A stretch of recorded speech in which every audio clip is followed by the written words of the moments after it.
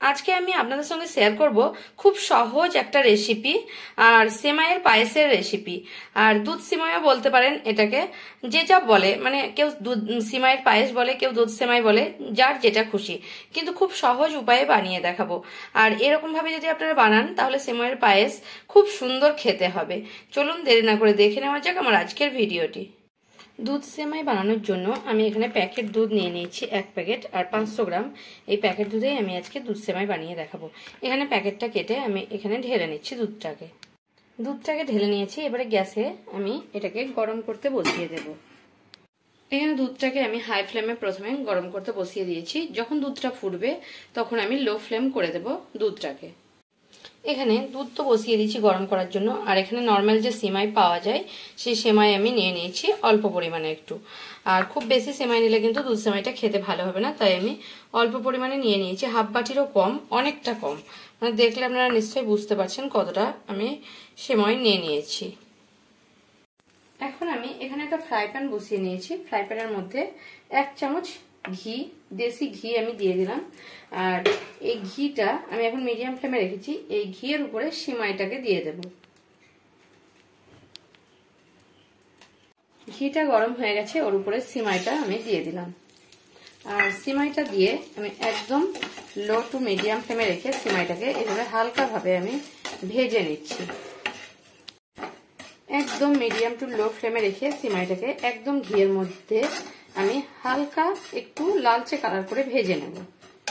দুধটা আমার এখন ফুটে উঠেছে। এখন আমি দুধটাকে একটু চামচের সাহায্যে নেড়ে নেব আর কম করে দেব গ্যাসের ফ্লেমটাকে। আর এটা একটু 10 মিনিট আমি আগে প্রথমে ফুটিয়ে নেব। এখানে সিমাইটা আমার একটু হালকা লালচে করে ভাজা হয়ে গেছে। আপনাদের কাছ থেকে দেখাচ্ছি, দেখুন হালকা লালচে করে ভাজা হয়ে গেছে। বেশি ভাজবো না, বেশি লালচে করে বেশি লালচে করে ভাজলে কিন্তু সেমাইটা খেতে ভালো লাগবে না আমার মনে হয় সাধারণত। তাই আমি মিডিয়াম হালকা লালচে করে গোল্ডেন করে ভেজে নিলাম। এবারে গ্যাসের ফ্লেমটা অফ করে দিচ্ছি আর এখানেই সেমাইটাকে রেখে দিচ্ছি এখন। আর সাইডে দুধটা আমি লো ফ্লেমে ফুটতে দিয়েছি। এখন 10 মিনিট হলো, দুধটা ফুটে গেছে একদম লো ফ্লেমে। এবারে যে সিমাইটা আমি ভেজে রেখেছি এই সিমাইটা আমি এখানে দিয়ে দিচ্ছি। এখানে সিমাইটা পুরো দিয়ে দিয়েছি। এবারে ভালোভাবে আমি একটু নেড়ে দিচ্ছি আর একদম লো ফ্লেমে এটাকে ধীরে ধীরে ফুটতে দিচ্ছি। সেমাইটাও আমার সেদ্ধ হয়ে যাবে। আর তারপর সেদ্ধ হওয়ার পর দেখাচ্ছি আমি কতক্ষণ সেদ্ধ হলে তারপর চিনি দেব, কি করব সবকিছু পরে দেখাচ্ছি। এখন আমি এটা 15 মিনিট বা এখানে 10 থেকে 15 মিনিটের জন্য আমি সেমাইটাকে ফুটতে দিচ্ছি একদম লো ফ্লেমে। 10 মিনিট পরে আমি দেখাচ্ছি। 10 থেকে 12 মিনিট পরে দেখুন সিমাইটা পুরো সেদ্ধ হয়ে গেছে। ঘনত্বটা কতটা হয়েছে, কতটা সুন্দর হয়েছে।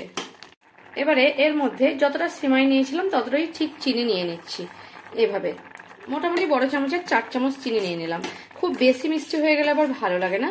আর চিনিটা এর সঙ্গে মিশিয়ে দিচ্ছি। একদম লো ফ্লেমে আছে চিনিটা দিয়ে আমি 5 মিনিট লো ফ্লেমে সিমাইটাকে ফুটিয়ে নেব।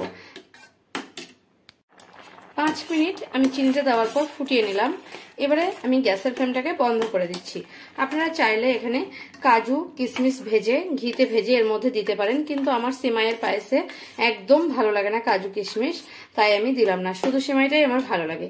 আর এভাবে আমার ভিডিও যদি আপনাদের ভালো লেগে থাকে তাহলে আমার চ্যানেলকে সাবস্ক্রাইব করার অনুরোধ রইল। আর কমেন্ট করে জানাবেন রেসিপিটা আপনাদের কেমন লাগলো। যদি ভালো লেগে থাকে তাহলে একটা লাইক করতে ভুলবেন না আর প্রচুর শেয়ার করবেন।